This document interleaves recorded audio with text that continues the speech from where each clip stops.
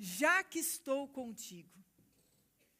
Esse é o tema da nossa mensagem hoje. É Jesus falando para você, já que eu estou com você. Então é isso. A história de Gideão, ela se passa no momento que a gente tem até estudado o livro de Juízes agora, mas ela se passa no momento onde o povo de Israel estava vivendo um momento de grande aflição, de grande opressão, de muitos roubos do inferno na vida deles. O que acontecia naquela época? E eu quero começar explicando, antes de ler a primeira passagem que eu vou ler. Deixa eu explicar todo o contexto, para quem não conhece ou para quem já esqueceu um pouco o contexto. Acontece que ali começa dizendo assim: e o povo de Israel se afastou dos caminhos do Senhor, e foram oprimidos pelos midianitas por 7 anos.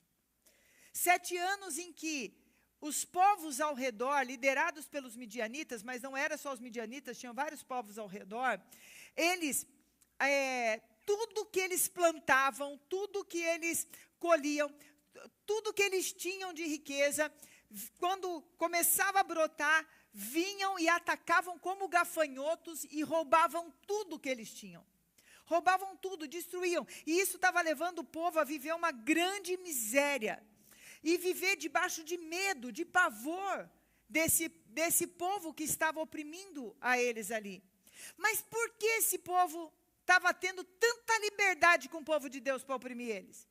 Aí é falado lá que eles se desviaram dos caminhos do Senhor.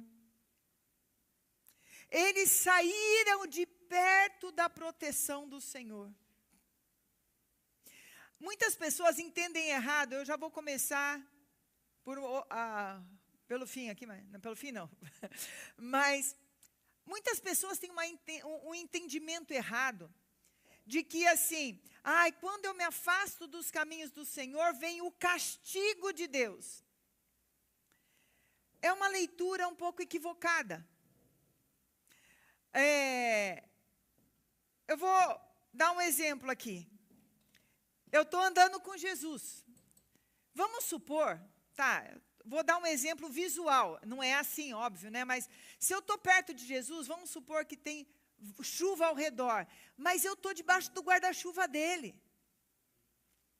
Quando eu estou perto de Jesus, você acha que o diabo tem coragem de chegar perto de mim? Não porque ele tem medo de mim. Ele tem medo de Jesus que está perto de mim. Ele não tem autoridade com aquele que está do meu lado. Esses dias, ontem eu estava lá na casa do André, com as crianças, e a gente teve um susto lá, né, porque eles vão fazer o que não pode, né, gente? Quase que os 3, a Bia pegou os 3 numa escada espiral, não sei se vocês sabiam disso. Uma escada que fica tudo fechado, fica tudo eles conseguirem entrar. A gente só escutou de dentro assim, nós vamos descer? Aí ela, descer. Saiu correndo, quando viu já estava em fila, ali descendo a escada da lavanderia. Aí a gente contando essas coisas de criança, né, que se expõe a perigos, e eu estava até falando para o André, precisa ensinar, porque o Ben já saiu correndo na rua, com risco de ser atropelado, coisa assim. E aí me veio uma coisa na cabeça muito interessante. Para quem é papai ou tio, assim de perto, vai entender. É mais fácil você proteger um filho que obedece ou um filho desobediente? Quem que se coloca mais em risco? O obediente ou o desobediente? Deu para entender o negócio? Quanto mais desobediente eu estou, quanto mais longe do Senhor eu estou me colocando em risco.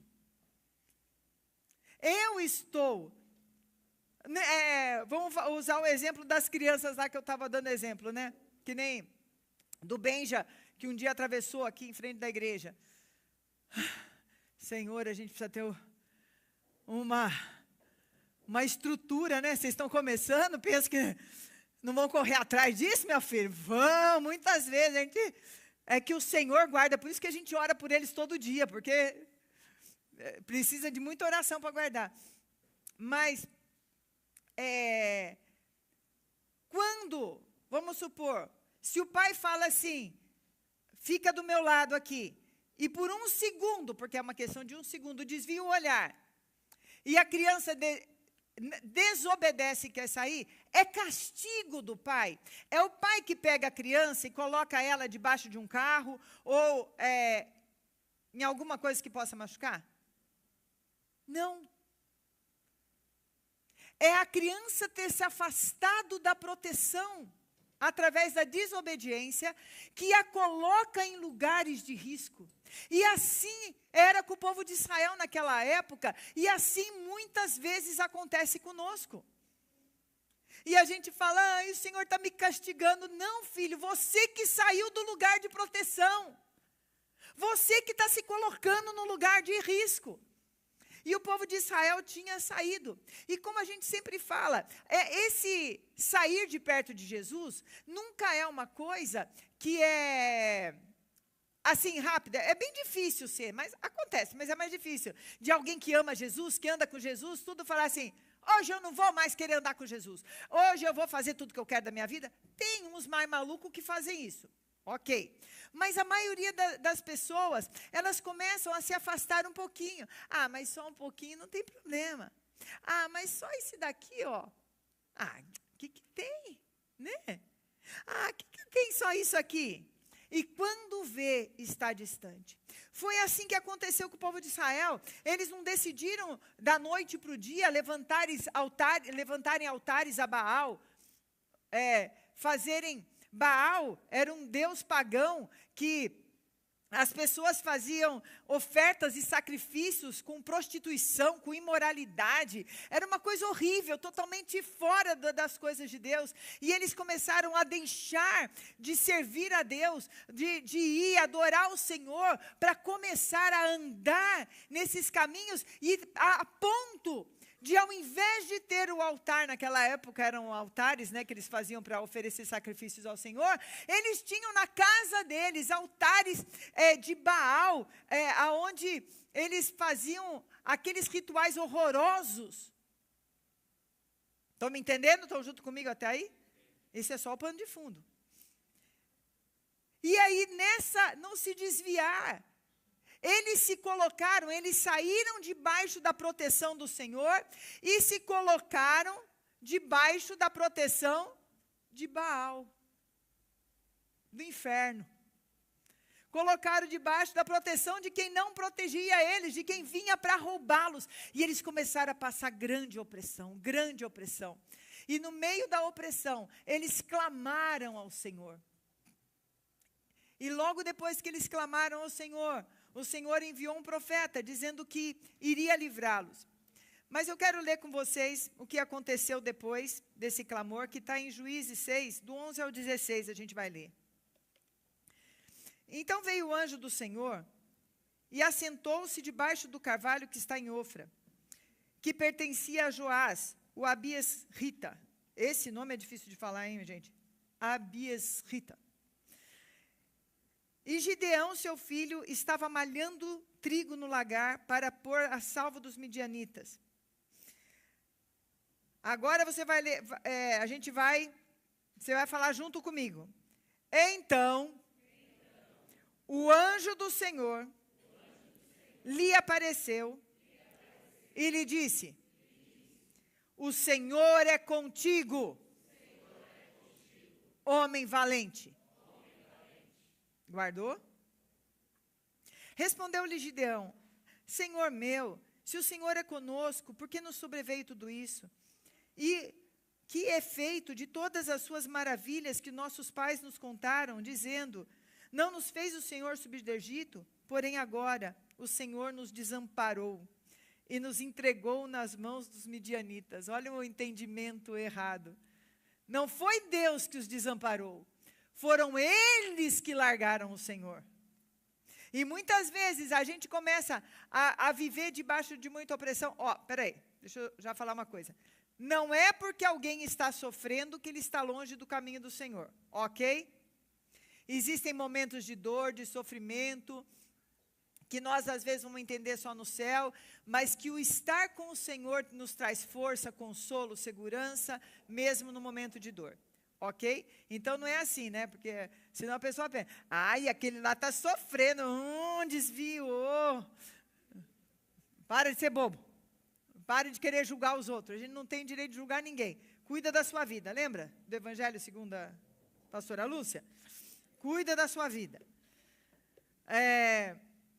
Então, agora você vai repetir de novo comigo, mas com força. Vocês estão muito desanimadinhos hoje. Vamos lá. Se virou o Senhor para ele e disse: vai nessa tua força.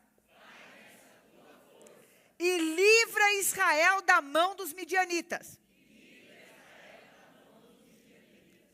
Porventura não te enviei eu? Ele lhe disse: ai, Senhor meu, como que livrarei Israel? Eis que minha família é a mais pobre de Manassés, e eu o menor na casa de meu pai. Tornou-lhe o Senhor, de novo comigo, já que estou contigo, ferirás os midianitas, como se fosse um só homem. Uau! Podia terminar a mensagem aqui agora, porque os mais espertos já perceberam tudo que a gente vai chegar. Ali, o anjo do Senhor é a representação de Jesus quando Jesus aparecia no Velho Testamento. Sempre que fala o anjo do Senhor, esse anjo aceita adoração, ele aceita sacrifícios, o anjo do Senhor, tá? Se não fala, anjos apareceram e tudo. Mas quando se cita o anjo do Senhor, aparições muito assim, então ali, eu vou ter a liberdade de usar a palavra próprio Jesus, que nem tinha ainda vindo em forma de criança, nada disso. Naquele momento, ele desce do céu, ele visita aquele homem. Por que ele visita aquele homem? Já vou falar. Mas ele desce do céu, ele olha para aquele homem, ele vê algo em Gideão, que ele buscava entre os homens. E ele fala para ele, olha, é como aquilo que eu estou falando assim, vocês estavam longe de mim. Mas agora, já que eu estou com você, vai acabar toda essa opressão. Já que eu estou com você, esses inimigos enviados pelo inferno contra a sua vida, estas hostes malignas que tentam trazer toda a opressão para a sua vida e fazendo você viver numa tristeza, fazendo você viver oprimido, essas hostes malignas, elas vão fugir de você. Os midianitas, irmãos, eram um exército muito poderoso e muito grande. A olhos humanos era impossível Israel vencê-los. E ali não era nem Israel inteiro, era praticamente uma tribo e meia que estava ali lutando, que iria lutar contra eles. Sabe o que acontece, irmãos? E isso é importante a gente saber. O momento de opressão, o momento em que nossa família está passando por dores e opressão, às vezes é a nossa casa, às vezes é a empresa que você trabalha, às vezes é alguma coisa na sua vida pessoal, mas quando tem um grupo passando por opressão, Deus dos céus, e há um clamor do povo, há um clamor, Deus olha, Ele volta os olhos buscando libertadores, buscando alguém que tenha no coração algo que só o Senhor pode colocar, para que essa pessoa traga a libertação para aquela situação.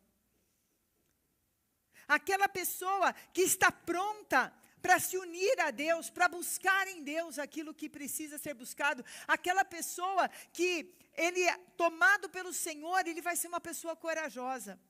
Mas deixa eu falar um pouquinho mais das opressões que vêm sobre as nossas vidas, enviadas pelo inferno muitas vezes. Tem dores, como eu falei, nem todas as dores são enviadas.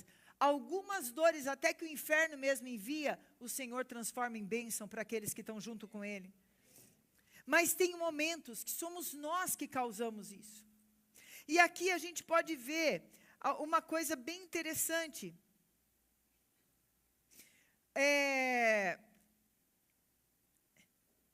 Os argumentos que o inferno usa para nos manter numa opressão, para nos manter debaixo da opressão financeira, de saúde, da opressão de um lar cheio de confusão, um lar onde a maldade está ali, existe um espírito de confusão, pais contra filhos, filhos contra pais, esposa e marido que não se entendem, aquela opressão que tem, sabe, que às vezes pode estar vindo ali, você sente um espírito de confusão, você sente que tem alguma coisa errada. O inferno, ele precisa de alguns argumentos, e tem alguns argumentos. O primeiro eu já falei, é a gente se afastar do Senhor. A gente se afastar de ser obediente à palavra do Senhor. Se Deus falando para casais agora, maridos, amai vossas mulheres, como Cristo amou a igreja. Gente, eu não vejo Cristo amando a igreja, chegando em casa, com o pé sujo, entrando, esticando os dedinhos e falando assim, igreja, traz meu chinelo. Você vê essa imagem, irmãos? A imagem que eu vejo é Cristo lavando os pés dos seus discípulos. Você tem que me obedecer. Não. Jesus nunca usou uma palavra como essa, você tem que me obedecer. Ele conquistou os discípulos pelo amor. E os discípulos, por amarem, querem obedecer, porque sabem que ali está a proteção. Os verdadeiros discípulos. Você nunca vê Jesus, que ama a igreja, traindo a igreja, né? Buscando outros povos, pagãos, para falar assim, eu vou ficar mais perto desses aqui. Você não vê Jesus trazendo impureza para dentro da igreja com pornografias dentro da própria casa. Você vê isso? Então é desobedecer, fazer essas coisas? Pois é, menino, não é? Aí dá uma confusão no casamento, ninguém sabe por quê. Assim como Deus fala para as mulheres, você pensou que ia sobrar só para eles, é? Como Deus fala para as mulheres, se submetam, respeitem aos seus maridos, como a Cristo. Aí pegou pesado, né, pastora? Não. Fala bem a verdade, eu acho a parte da mulher muito mais fácil. Porque é mais fácil ser igual à igreja do que ser igual a Jesus. Vocês não acham? Então, eu acho que para nós sobrou a melhor parte. Se submeter não quer dizer, a pessoa entende submissão como algo, um autoritário oprimindo alguém. A submissão não é isso, é estar debaixo de uma mesma missão. É ter alegria em fazer seu marido crescer. É ter alegria em dar todo o suporte possível para que ele se sinta bem, para que ele se sinta feliz. E para que, como vocês estão numa mesma missão, tem momentos que vai ter embate de opinião, e está certo, é para se discutir a opinião, mas na hora que chega, no momento final do embate, a mulher sábia permite e fala, tá bom, então nós vamos fazer desse seu jeito, e eu estou com você nisso. E eu estou com você nisso. Eu aprendi isso a duras penas, viu? Uma vez, gente, com o Marco, vou contar para vocês. Imagina, né? 2 italianos, de opinião forte, né? Então, você acha que a gente discutia opinião?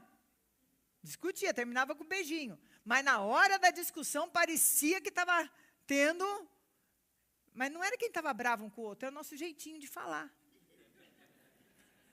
Visita nosso almoço de domingo em casa um dia, para você ver. O jeitinho dos italianos falarem. Coitados dos meus vizinhos. Mas aí teve um dia, eu não lembro o que era. Porque isso faz muitos anos, meus filhos eram ainda adolescentes. E tinha alguma coisa, mas que me marcou por causa disso. Porque eu estava tão certa. Era tão óbvio que a ideia dele ia dar muito errado. Sabe aquelas coisas assim que você fala assim, gente, isso zero chance de dar certo? E o Marco, para quem conheceu ele era teimosinho, vocês lembram, né? Ele era bem teimosinho na coisa dele. Aí foi, e aquele dia eu fiquei brava. Quer fazer? Faz, não sei o quê, papapá. Eu deixei. Falei, então faz, mas eu não estive junto com ele. Não, pelo contrário, eu acho que eu acabei fazendo o que eu tinha que fazer. Não lembro o que foi que aconteceu. Eu só sei que o negócio virou de tal forma que tudo que estava errado que ele queria fazer, deu certo, e tudo que estava certo que eu queria fazer, deu errado.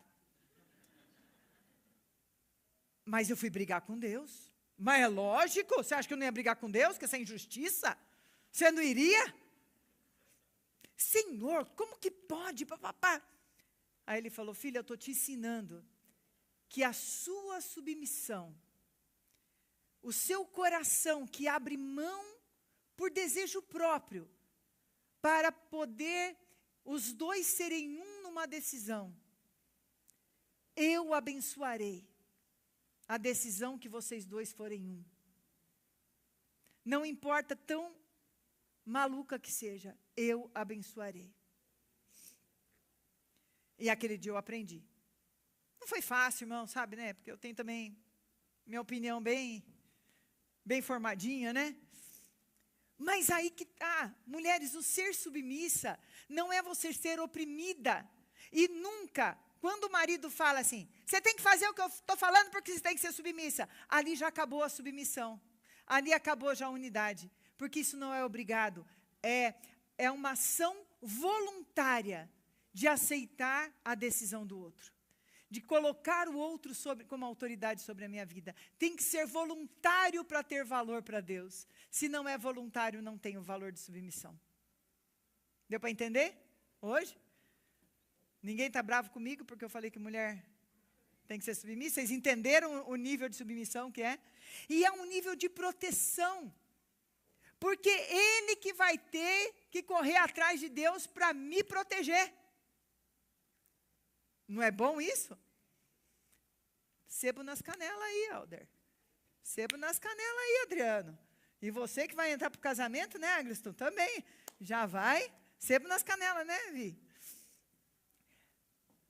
E essa é a visão geral daquilo que Deus fala do nosso relacionamento com Ele. Amém? Entrei nessa parte aí de marido e mulher. Quando nós obedecemos, eu estava falando sobre obediência. Quando nós obedecemos, nós trazemos para dentro do nosso lar a bênção de Deus. Quando nós ficamos presos à nossa própria opinião, ao nosso próprio jeito, porque eu sei, porque eu...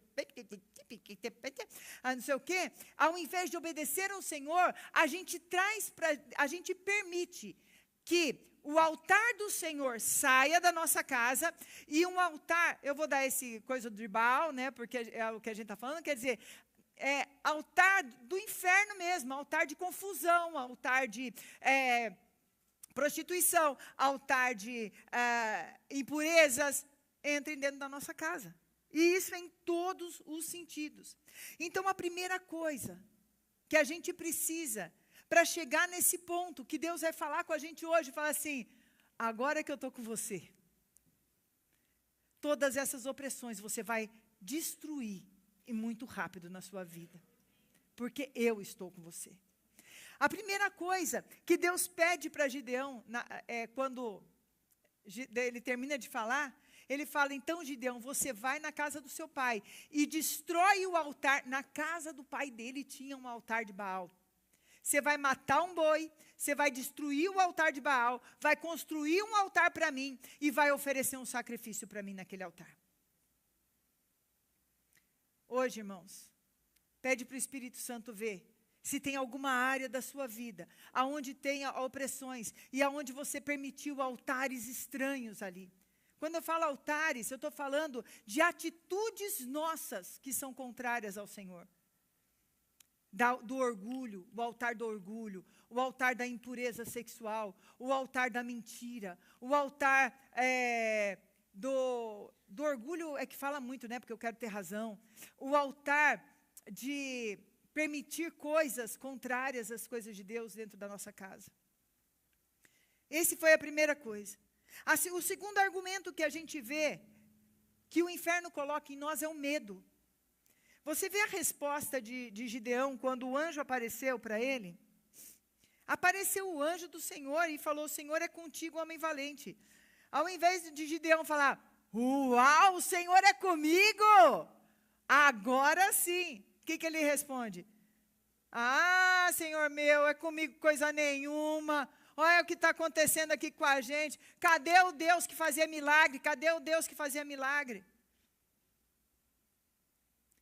O medo, ele é tomado e a gente começa a brigar com Deus, porque a gente tem medo e a gente não reconhece os nossos erros.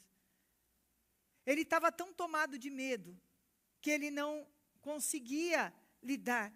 Sabe que o diabo, ele mente muito para você, você sabia disso? Na sua mente? Quem tem uns pensamentos ruins aí? Está tudo muito bom, mas de repente algo ruim deve estar para acontecer, não é possível, está tudo muito perfeito. Ah, vai dizer que você nunca pensou isso na sua vida, nunca passou na sua cabeça? Ainda bem que não passou na sua, na minha já. O diabo vem querer atacar a gente, mas e se acontecer, e se papapá, né? Algumas coisas assim. O diabo fica tentando trazer medo para que a gente saia desse lugar de estar com Deus, para entrar nesse lugar do medo. Ao invés da gente voltar os olhos, imagina Jesus aqui do meu lado. Eu imagino ele bem grandão. Ao invés de, quando vem um pensamento ruim, você olhar para Jesus e fala, Senhor, proteja a minha vida, proteja a minha casa, e se aconchegar nele, o seu olhar volta para o medo. Meu Deus, está tão terrível esse mundo, tem tantos perigos, o que eu posso fazer? E a sua proteção está aqui, e você começa a olhar para outras coisas e a viver algo ruim que nem aconteceu. Vamos adiantar aqui, que hoje estou muito faladora. A outra parte é esse senso de incapacidade, de que Deus é comigo. Talvez eu esteja, já comecei a pregação falando assim, já que estou contigo, quer dizer, porque o Senhor está contigo, talvez você já tenha pensado assim, ai, Deus comigo? Quem sou eu? Na fila do pão? Quem sou eu? Olha só, olha quem eu sou, nem orar direito consigo. Eu fico vendo ali o pessoal que ora bastante, eu nem consegui orar direito ainda. Eu estou tão preocupada com a minha vida que não tenho nem... E Jesus chega e fala, eu escolhi estar com você. Eu escolhi, é só você não se afastar. Eu escolhi, eu te trouxe hoje nessa igreja para falar que eu escolhi estar contigo para tirar você, sua família, tirar algumas situações desse momento de opressão. Amados, você pode falar que eu não bato muito bem, não tem problema nenhum, mas eu não acredito em acaso nas coisas de Deus. Eu sei quando Deus nos atrai para um lugar. E aquelas pessoas que estão aqui não estão aqui por acaso, estão aqui porque foram atraídas para esse momento, para ouvir essa palavra que Deus está falando. Filho, queima os altares, volta ao meu lado, porque como eu vou estar com você, como eu decidi estar com você, eu decidi te enviar, eu decidi fazer de você aquele que, ao estar tão perto de mim, será libertador, não só da sua própria vida, mas de pessoas ao seu redor. porque eu decidi estar com você. Eu decidi estar com você. Eu decidi mudar a sua história. Eu decidi trazer para você um tempo de paz. Eu decidi, diz o Senhor. Eu olhei no teu coração e vi algo que talvez ninguém esteja vendo. Eu olhei no teu coração, vi muita coisa feia, mas eu vi algo que pode tirar você desse lugar do medo, da independência de mim, tirar você desse lugar de você tentar resolver as coisas do seu jeito, tirar você desse lugar do distanciamento, e eu te coloquei de volta junto comigo. Só não sai desse lugar agora. E porque eu estou contigo, você ferirá os midianitas como se fosse um só homem. Vamos ver aquelas 3 frases que a gente leu? A primeira frase, Jesus diz: o Senhor é contigo, homem valente, mulher valente. O Senhor achou no teu coração algo de valentia, de ousadia, de alguém que pode mudar a história. Que história o Senhor está falando para você que você pode mudar? Às vezes é a sua inicial. É a sua história primeiro, que você vai ter que mudar antes de mudar as coisas do Senhor. Deus talvez esteja chamando pessoas aqui agora para falar, primeiro muda a tua história. Primeiro traz libertação sobre o seu coração, sobre as angústias da tua alma, da tua vida, e então da tua família, e então dos outros lugares. Depois vem o Senhor. Deus não liga para as bobagens que Ele está falando. Como agora, nesse momento, o Senhor não está ligando para as bobagens que você está falando ainda. Ele fala, essa pastora é meio doida, imagina que eu vim aqui. Eu vim aqui porque eu quis hoje, porque eu estava lá no encontro, mandaram eu subir. Eu subi, né? Porque eu estava lá no encontro, mandaram eu subir. Não, você está aqui porque o Senhor te trouxe aqui. E então o Senhor nem está dando bola para as coisas que você fala. Porque Ele continua afirmando para você, vai nessa tua força. Eu vi força em você, diz o Senhor. O Senhor diz, eu vi virtude em você. Eu vi uma valentia em você de enfrentar coisas que você nunca pensou que teria. Eu vi. Livra Israel. E ele termina dizendo assim, não te enviei eu? Nessa pergunta, vamos falar com uma forma que todo mundo entenda, né? Assim, eu estou te enviando. Eu estou falando que você é uma libertadora, que você é um libertador de opressões malignas. Eu estou te enviando. Você não está sendo escolhido por homens, por causa do penteado, por causa da roupa, por causa da influência, ou porque você fala em várias línguas, ou porque você tem característica. Deus não olha como o homem olha. O olhar de Deus é muito diferente do olhar do ser humano, gente. Deus olha a nossa essência e nosso coração. E quando Ele fala conosco algo assim, é porque Ele está vendo que ainda há salvação. Né? Porque às vezes a gente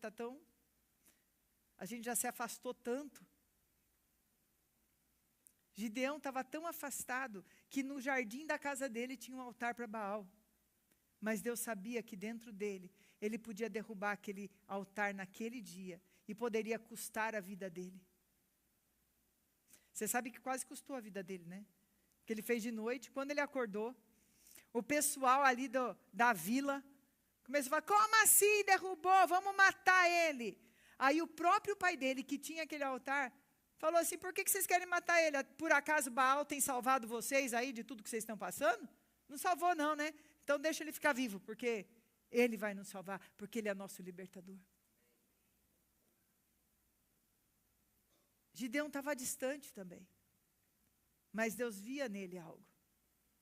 Quando eu conheci Jesus, eu sempre conto, né, pessoal que já me conhece faz tempo, que assim, eu não tenho uma história de que eu fui na igreja porque eu sonhei com Jesus, porque Ele me chamou, porque alguma coisa assim. Não, eu fui na igreja porque a minha melhor amiga, daquela época, a mãe dela começou a ir na igreja do pai do Marco, e eu paquerava o Marco na escola. Aí eu fui para a igreja para paquerar o Marco. Foi por isso que eu fui para a igreja, irmãos. O meu altar estava tão distante, só que Deus via em mim algo que eu não via. E na primeira palavra, eu fui lá para paquerar o Marco. Graças a Deus, eu recebi Jesus e casei com ele. É muito bom quando a gente se achega a Jesus. Deu tudo certo. Mas quando eu cheguei naquele lugar, eu fui tomada pela palavra que eu ouvia. E simplesmente eu entendia que Jesus estava me chamando. Jesus estava me chamando para andar pertinho dele. A palavra foi muito diferente dessa, mas Jesus estava me chamando para andar pertinho dele. E no primeiro momento que falou, se você quer andar pertinho de Jesus, a partir de agora, vem para frente. Eu nem entendia nada, eu não sabia nem o que era igreja de crente direito, gente, eu não sabia nem o que eu fazia em igreja de crente, porque naquela época que eu me converti, não era tão comum igrejas evangélicas, você conhecer pessoas evangélicas, era raro, né? E aí, eu não sabia nem o que fazia quando o pessoal batia a palma, eu não sabia onde eu punha a minha mão, era tudo muito estranho, mas aquele momento eu sabia que Jesus tinha visto algo em mim. Ele via algo em mim que eu não via. E ele teve uma paciência comigo, viu? Não fui uma filha tão facinha assim não, viu? E aí Jesus fala, já que eu estou contigo. Oh, Senhor. Oh, Deus está falando hoje com você, amado. O Senhor quer andar com você. Te livrar de opressões. Ser aquele que te protege, que te guarda todos os dias. Ser aquele que te abraça. No dia da luta e da dor, porque a gente tem dias de luta e dor. Ele é com você. Muitos de vocês viveram os tempos de muita angústia nossa há 5 anos atrás, com a doença do Marco, os dias de UTI. E eu ficava pensando, foi tão terrível, foram os dias de tanta dor, tanta dor, tanta dor. E eu só pensava, se eu não tivesse Jesus, o que seria? Mas porque Ele estava comigo. No dia da dor, Ele continua com você, te dando força e te fazendo se levantar. Ele continua com você. No dia que você acha que você não consegue mais, que não há mais nada, você olha para Ele, e Ele olha para você e fala, eu que te escolhi, eu que te chamei, eu estou com você, e porque eu estou com você, você vai vencer essas opressões, porque eu estou com você, eu trarei libertação ao seu coração, e àqueles que estão ao seu redor, porque eu estou com você, porque eu, Jesus, eu estou falando como se fosse Jesus, decidi te chamar hoje aqui para falar, eu quero te trazer para perto de mim. Às vezes a gente pode estar até vindo na igreja, servindo ao Senhor, fazendo várias coisas, mas a gente sabe que a gente se afastou de Jesus. Que o nosso relacionamento não está igual. Permitimos coisas inadequadas. E hoje o Senhor chega nesse lugar que você de medo, nesse lugar de angústia, que você tenta sobreviver, Ele chega até você e fala, estou contigo, vim aqui, cheguei, homem valente, vai nessa tua força, eu vou fazer algo sobrenatural na tua vida.